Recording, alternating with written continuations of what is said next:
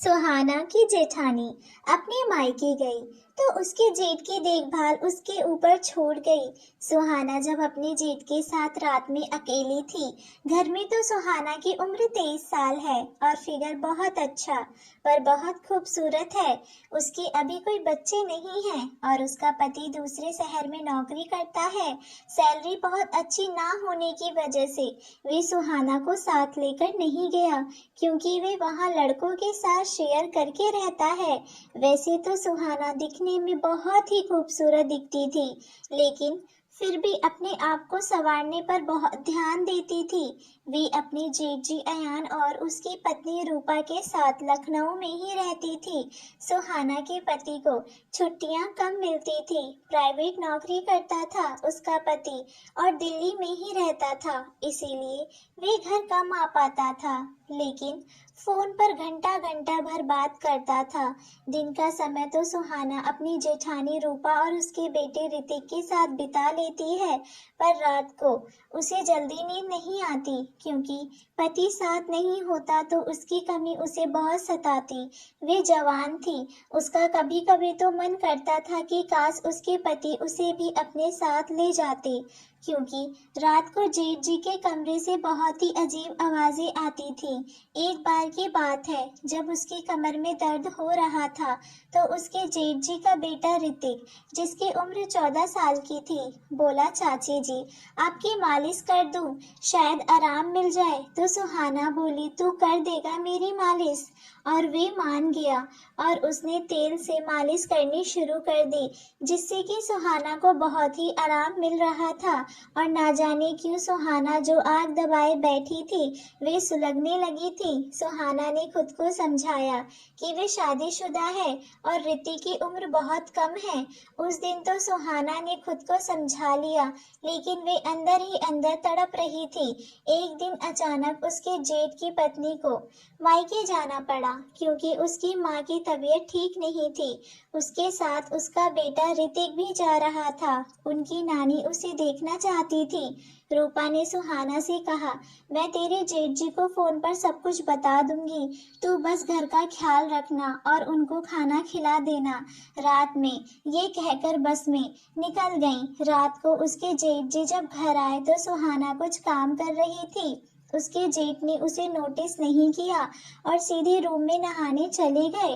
कुछ देर के बाद जेठ जी की आवाज आई, रूपा जरा तौलिया देना। तब सुहाना समझ गई कि जेठ जी को शायद पता नहीं चला कि उनकी पत्नी मायके गई हुई है, तो वे खुद फटाफट उनका तौलिया लेकर पहुंच गई। और उसने जैसे ही दरवाजा खटखटाया, जेठ जी ने अचानक उसे अपनी बीवी समझकर वॉशरूम के अंदर खींच लिया। उसके ऊपर शावर से पानी गिर रहा था। सुहाना अपने जेठ जी से हाथ छुड़ाने की कोशिश करने लगी, लेकिन वे शावर के पानी से पूरी तरह से गीली हो गई। उसे बहुत शर्म आ रही थी। उसके जेठ ने जैसे ही सुहाना की आवाज सुनी, तुरंत उसे अपनी तरफ घुमाया और उसका चेहरा देखकर हड़बड़ा गए। सुहाना भागकर बाहर आ गई। बाहर आते ही उसका दिल जोर जोर से धड़कने लगा। उसने तुरंत अपने कपड़े चेंज किए और उसके जेठ जी नहाकर बाहर आए और डाइनिंग टेबल के पास रूपा रूपा चिल्लाने लगे। सुहाना को बहुत शर्म आ रही थी, लेकिन उनकी आवाज सुनकर सुहाना उनके पास गई और वे झुकी नजरों से बोली, दीदी अपने मायके गई हुई हैं, आप बैठिए, मैं खाना लगा देती हूँ। उसके जेठ जी बोले, अरे हाँ, उसने फोन किया था, लेकिन मैं बिजी था इसीलिए कॉल नहीं उठा पाया। जेठ जी कुर्सी पर बैठ गए और सुहाना ने खाना खिला दिया। उसकी नजर उठ ही नहीं रही थी उनके सामने। तभी उसके जेठ जी ने पूछा, खाना खाया? वे बोली, आप खा लीजिए, मैं बाद में खा लूंगी। जेठ जी ने सुहाना का हाथ पकड़ा और बोली, सॉरी, मैंने तुम्हें रूपा समझ लिया था। सुहाना ने कहा, कोई बात नहीं जेठ जी, मैं समझ चुकी हूँ कि वे सब गलती से हुआ था। और वे बोले, अगर तुमने मुझे माफ कर दिया तो साथ में ही बैठकर खाना खाओ ना सुहाना। ने कहा ठीक है। फिर उन दोनों ने साथ में बैठकर खाना खाया और बहुत सारी इधर उधर की बातें भी करी। फिर सुहाना बर्तनों को समेटने लगी। उसकी जेठ जी बोले रहने दो, सुबह कर लेना, ये सब अभी जाकर सो जाओ। सुहाना बोली सुबह भी तो मुझे ही करना है, तो मैं अभी ही क्यों ना कर लूं। ये बोलकर वे काम करने लगी तो उसके जेठ जी उसके साथ बर्तन साफ करने लगे। वे बोली आप रहने दो, मैं खुद कर लूंगी। तो उन्होंने कहा कैसे रहने दूं, तुम इतना काम करती हो, मैं तुम्हारी हेल्प भी ना करूं। वे उसके साथ में बर्तन धोने लग गए। सुहाना ने एक बार फिर कहा आप रहने दीजिए ना। वो उसकी बात सुनकर बोले करवाने दो साथ में काम, इसी बहाने तुमसे थोड़ी बात भी हो जाएगी। फिर सारा काम खत्म करके उन लोगों ने कुछ देर बातें करी और फिर सुहाना बोली चलो अब चलते हैं, रात बहुत हो गई है। सुहाना का मन तो नहीं कर रहा था जाने का। जेठ जी को देखकर उसके दिल में कुछ कुछ हो रहा था। वे अनमने मन से अपने कमरे में जाने लगी और उसके जेठ जी भी उसे गुड नाइट कहकर चले गए। सुबह सुहाना अपने जेठ जी के उठने से पहले ही सारा काम खत्म करके नाश्ता बनाने लग गई। तब तक जेठ जी बाहर आए और बोले अरे इतनी जल्दी ये सब करने की क्या जरूरत थी। सुहाना बोली आपको ऑफिस के लिए लेट ना हो जाए, इसीलिए जेठ ने कहा आज ऑफिस नहीं है। मैं तुम्हें रात में ही बताने वाला था, लेकिन तुम्हें नींद आ रही थी और मैं बताना भूल गया। सुहाना बोली कोई बात नहीं, आप नहा लीजिए, फिर नाश्ता लगाती हूँ। सुहाना के जेठ जी नहाकर आए और फिर दोनों ने साथ में मिलकर नाश्ता किया। फिर उसके जेठ जी ने कहा तुम बहुत दिनों से बाहर नहीं गई हो और भाई भी नहीं है, तो सोच रहा हूँ तुम्हें कहीं घुमा लाऊं, अगर तुम्हें मेरे साथ बाहर घूमने से कोई दिक्कत ना हो तो। सुहाना ने कहा अच्छा जेठ जी, मुझे तो कोई दिक्कत नहीं है, पर अगर दीदी को पता चला तो। जेठ जी बोले तुम टेंशन क्यों लेती हो, क्या मेरा इतना भी हक नहीं है तुम पर। इसके बाद जेठ जी उसे बाहर घुमाने ले गए और पिक्चर भी दिखाई और फिर होटल में भी खाना खिलाया और बहुत सारी शॉपिंग करवाई। शाम हो गई तो उसके जेठ जी ने रात के खाने के लिए बाहर से ही बहुत कुछ ले लिया और वे घर के लिए निकल लिए। तभी सुहाना के पास उसके पति का फोन आया। सुहाना ने फोन उठाया और अपने पति से बात करना शुरू किया। तभी उसके जेठ ने टैक्सी में बैठने के लिए आवाज लगाई। सुहाना ने अपने पति से कहा कि मैं अभी बिजी हूँ, आपसे थोड़ी देर में बात करती हूँ, और उसकी बात बिना सुने फोन कट कर दिया। सुहाना ने ऐसा पहली बार किया था, इसीलिए उसके पति को बहुत अजीब लगा और उसे फोन पर की आदमी की आवाज भी सुनाई दी। वे सोचने लगा कि आखिर सुहाना किसके साथ है। फिर उसने सोचा ज्यादा ना सोचूं, फोन करेगी तब पूछ लूंगा कि कहाँ थी और किसके साथ थी। फिर रात को सुहाना ने अपने जेठ के साथ मिलकर खाना खाया। वे अपने जेठ के साथ काफी घुल मिल गई थी। सुहाना जब खाना खाकर अपने कमरे में जाने लगी तो उसने अपने जेठ जी से बोला आपने अपने छोटे भाई की कमी आज पूरी कर दी, आप बहुत अच्छे हैं। वे बोले मैं वे कमी कैसे पूरी कर सकता हूँ, वे मेरे बस में नहीं है। सुहाना शर्मा गई और बोली आप तो उनके भाई हैं, जितना हक उनका है उतना ही आपका भी है, और मुस्कुराने लगी। सुहाना की शरारत भरी मुस्कान देखकर उसके जेठ को सब समझ आ रहा था। थोड़ी देर बाद उसके जेठ बोले चलो बहुत रात हो गई है। सुहाना उठकर अपने कमरे में चली गई। सुहाना को बहुत बुरा लग रहा था कि उसने जेठ जी से साफ साफ कहा, लेकिन फिर भी उन्होंने उसकी इच्छा नहीं समझी। उस रात तो सुहाना सो गई। सुबह सुहाना के पति का फोन आया। जब उसने सुहाना से पूछा कि कल तुम कहाँ थी, गाड़ियों की आवाज आ रही थी, तो उसने बताया कि वे बाजार गई हुई थी। तो उसके पति ने पूछा किसके साथ गई थी। वे बोली क्या मतलब, तो उसके पति ने कहा कि तुम्हें जब मैंने फोन किया था तो किसी आदमी की आवाज आ रही थी, जिसके बुलाने पर तुमने फोन कट कर दिया। सुहाना बोली दरअसल मेरे साथ में जेठ जी थे, मेरी तबीयत ठीक नहीं थी। तो उसका पति बोला अभी तो तुम कह रही थी कि तुम बाजार गई थी। तो वे सकपका गई और बोली कि मैं आपको परेशान नहीं करना चाहती थी, इसीलिए मैंने ऐसा कह दिया था। दरअसल मेरी तबीयत खराब हो गई थी, तो जेठ जी मुझे दिखाने ले गए थे। तो उसके पति ने कहा कि क्या हो गया था तुमको? तो उसने बताया कि उसे बुखार आ रहा था। तो उसके पति ने उसे कहा कि ठीक है, तुम अपना ध्यान रखो और दवाई टाइम पर ले लेना। कोई दिक्कत हो तो भैया को बता देना, वे फिर से तुम्हें डॉक्टर को दिखा आएंगे। सुहाना के जेठ जी अपने ऑफिस चले गए और सुहाना का घर में बिल्कुल भी दिल नहीं लग रहा था। उसके अरमान बार बार मचल रहे थे। सुहाना ने अपने जेठ को फोन लगाया। उसके जेठ ने कहा, क्या हुआ सुहाना, क्या बात है? तो सुहाना बोली कि कुछ नहीं, बस आपकी याद आ रही थी। जब से आपके साथ वक्त बिताया है बहुत अच्छा लगा। सुहाना के फोन पर तभी उसके पति का फिर से फोन आने लगा है। सुहाना फोन नहीं उठाती और अपनी जेठ जी से बातें करने में लगी रहती है। इधर उसका पति परेशान हो रहा होता है। पिछले 1 घंटे से वे फोन लगा रहा था, लेकिन सुहाना का फोन बिजी ही जा रहा था। इससे पहले कभी सुहाना का फोन इतना बिजी नहीं जाता था, और जाता भी था तो थोड़ी देर में वे कॉल बैक जरूर करती थी।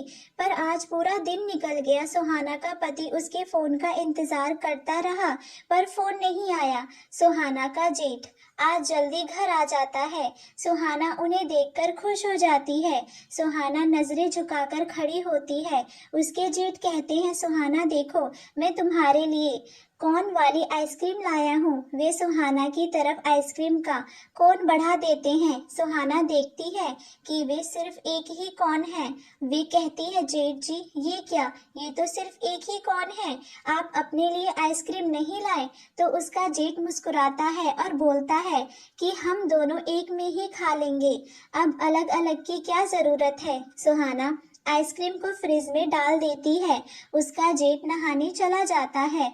फ्रेश होकर जब उसका जेठ बाहर आता है तो वे सुहाना को आवाज लगाता है। सुहाना उसके लिए खाना लगा देती है। दोनों साथ में मिलकर खाना खाते हैं और उसके बाद सुहाना आइसक्रीम लेकर आती है और वे अपने हाथों से अपने जेठ को आइसक्रीम खिलाती है और दोनों मिलकर उस आइसक्रीम को खाते हैं। उसका जेठ उससे कहता है कि अब तो तुम्हें बोरिंग नहीं लग रहा है ना मेरे भाई की, क्या अभी भी तुम्हें बहुत याद आती है? तो सुहाना कहती है कि नहीं, अब तो मुझे उनकी बिल्कुल भी याद नहीं आती है। आज तो मैंने उनसे फोन पर ज्यादा बात भी नहीं की। तो सुहाना के जेठ जी उसका हाथ अपने हाथ में लेते हुए कहते हैं कि वैसे अगर तुम चाहो तो मैं अपने भाई की सारी कमी पूरी कर सकता हूँ। सुहाना ये सुनकर पानी पानी हो गई, क्योंकि सुहाना अपने जेठ का इशारा समझ गई थी। वे अब कंफ्यूज थी कि अपने रूम में जाए या जेठ जी के। उसका जेठ भी समझ चुका था कि सुहाना उससे क्या चाहती है। उसके बाद सुहाना के जेठ उसे बाहों में उठाकर अपने कमरे में ले जाते हैं। सुहाना बहुत ज्यादा खुश होती है, क्योंकि बहुत दिन से उसकी इच्छा थी कि उसे ये मजा मिल सके जो कि पति के दूर रहने की वजह से उसको बहुत दिन से नहीं मिला था। जेठ बोले कि सुहाना आज तुम्हारे पति की सारी कमी पूरी हो जाएगी। उसके बाद उन्होंने सुहाना को अपने बेड पर लिटा दिया और दोनों लोगों ने मिलकर जवानी का खेल खेलना शुरू कर दिया। जवानी का खेल अपने चरम पर था। कमरे के बाहर तक सुहाना की आवाजें जोर जोर से आ रही थी। तभी किसी ने दरवाजा खोला और लाइट जला दी। सुहाना और उसके जेठ तो पूरी मस्ती में थे, इसीलिए उन्हें होश ही नहीं था कि कब दरवाजा खुला, कब लाइट जली। जब उन्हें होश आया तो दरवाजे पर जैसे ही उनकी नजर पड़ी, उन दोनों के तो तोते ही उड़ गए। अब उन्हें काटो तो जैसे खून ही ना। सामने जो खड़ा था वे कोई और नहीं बल्कि सुहाना का पति था। उसको देखते ही सुहाना अपने आप को चादर से ढकने लगी और उसके जेठ जी ने भागकर अपने कपड़े पहनना शुरू कर दिया। सुहाना का पति बहुत ज्यादा गुस्से में था। उसकी आंखें एकदम लाल हो गई थी। उसने अपने भाई को जोरदार थप्पड़ मारा और बोला कि भैया, आप अपने ही भाई को धोखा दे रहे थे। मैंने तो कभी सोचा भी नहीं था कि आप मेरी बीवी के साथ ऐसा करेंगे। सुहाना अपने पति को देखकर रोने लगती लगती है और कहने लगती है कि देखो तुम बिल्कुल सही समय पर आ गए, तुम्हारे भाई मेरे साथ जबरदस्ती कर रहे थे। जैसे ही ये बात सुहाना का जेठ सुनता है उसके तो होश ही उड़ जाते हैं। वे कहता है, सुहाना तुम ये कैसी बातें कर रही हो, तुम तो अपनी मर्जी से मेरे साथ आई थी और तुम खुद चाहती थी कि मैं तुम्हारे साथ ये सब करूं। सुहाना इन सब बातों को इनकार करने लगती है और रोने लगती है। सुहाना का पति उसके पास जाता है और सुहाना उसे देखकर और जोर जोर से रोना शुरू कर देती है। थोड़ी देर बाद ही एक जोरदार तमाचा सुहाना के गाल पर लगता है और ये देखकर सुहाना चौंक जाती है। उसका पति कहता है कि क्या तुम्हें मैं बेवकूफ लगता हूँ कि तुम कुछ भी कहोगे और मैं समझ नहीं पाऊंगा। मैंने तुम्हारी और भैया की बातें सुनी है, शायद तुम्हें ये याद नहीं होगा। इस घर की दूसरी चाबी मेरे पास रहती है क्योंकि मैं जब भी आता हूँ देर रात ही आता हूँ तो घर में कोई परेशान ना हो, इस वजह से मैं एक चाबी अपने साथ लेकर जाता हूँ। और आज जब तुमने कहा कि तुम्हारी तबीयत ठीक नहीं है तो मुझे तुम्हारी फिक्र होने लगी और तुमने मेरा फोन भी नहीं उठाया। पहले फोन बिजी जा रहा था, फिर फोन स्विच ऑफ हो गया तो मुझे तुम्हारी बहुत चिंता होने लगी, इसीलिए मैंने इमरजेंसी में छुट्टी ली और मैं तुरंत दिल्ली से लखनऊ के लिए निकल गया। यहाँ आते आते मुझे रात हो गई और मैंने दूसरी चाबी से घर का दरवाजा खोला और अपने कमरे में गया। वहाँ देखा तो तुम थी नहीं, मुझे लगा कि तुम किचन में होंगी। मैं किचन में गया और तुम वहाँ भी नहीं थी। फिर भैया के कमरे से आवाजें आ रही थी, जबकि मुझे तुमने ही बताया था कि भाभी अपने मायके गई हुई हैं। मुझे पहले लगा कि शायद तुम हो क्या अंदर, लेकिन फिर मेरा दिल नहीं माना। तो मुझे लगा कि कहीं ऐसा तो नहीं कि तुम भी कहीं गई हो और भैया किसी लड़की को लेकर आए हो। ये सोचकर मुझे भाभी के लिए बहुत बुरा लगा। मैंने सोचा कि मैं भैया को रंगे हाथों पकड़ लूंगा और उन्हें उनकी गलती का एहसास दिलाऊंगा, लेकिन यहाँ तो जब मैंने दरवाजा खोला तो सामने का नजारा देखकर मुझे मेरी गलती का एहसास हो गया कि मैंने तुम जैसी लड़की से शादी की। तुम लोग तो इतना ज्यादा खोए हुए थे कि मैं 5 मिनट से यहाँ खड़ा तुम्हारा गंदा खेल देख रहा था और तुम्हें एहसास भी नहीं हो रहा था और उसमें कहीं से भी ऐसा नहीं लग रहा था कि ये आदमी तुम्हारे साथ जबरदस्ती कर रहा है। सुहाना का पति अपने भाई की तरफ देखते हुए कहता है कि हाँ, ये आदमी क्योंकि आप आज से भाई कहलाने लायक नहीं है। उसके बाद सुहाना का पति उस घर से निकल जाता है। सुबह सुहाना की जेठानी वापस लौट आती है, उसके साथ सुहाना का पति भी होता है। सुहाना के जेठ और सुहाना ये देखकर चौंक जाते हैं। सुहाना के पति ने अपनी भाभी को सब कुछ बता दिया होता है। सुहाना की जेठानी बुरी तरह से रो रही होती है और अपने पति को मार रही होती है। वे कहती है कि आखिर मेरे प्यार में क्या कमी थी जो कुछ दिन में यहाँ से गई तो तुम्हें ये सब करने की जरूरत पड़ गई, वो भी अपने ही भाई की बीवी के साथ। क्या तुमने एक बार भी अपने बेटे के बारे में सोचा कि उसे पता चलेगा कि उसका बाप अपने ही भाई की बीवी के साथ ये सब कर रहा है तो उसे कैसा लगेगा। तुम लोगों ने अपने कुछ देर के मजे के लिए हमारी जिंदगियां खराब कर दी, हमारे विश्वास को तोड़ दिया। सुहाना की जेठानी अपना सामान पैक करने लगती है। ये देखकर सुहाना के जेठ उसे रोकने लगते हैं, समझाने लगते हैं, कहते हैं कि मुझे माफ कर दो, आज के बाद ये गलती कभी नहीं होगी। लेकिन सुहाना की जेठानी साफ शब्दों में कह देती है कि ये गलती नहीं है, ये जानबूझकर किया गया है और इसकी कोई भी माफी नहीं होती है। अब तुम आजाद हो, जो चाहे सो करो और मैं तुम्हें बहुत जल्द तलाक के कागज भेज दूंगी और मैं अपने बेटे को भी तुम्हारे साय से दूर रखूंगी, क्योंकि तुम्हारी परछाई उस पर पड़ गई तो वे भी तुम्हारे जैसा ही धोखेबाज ना हो जाए।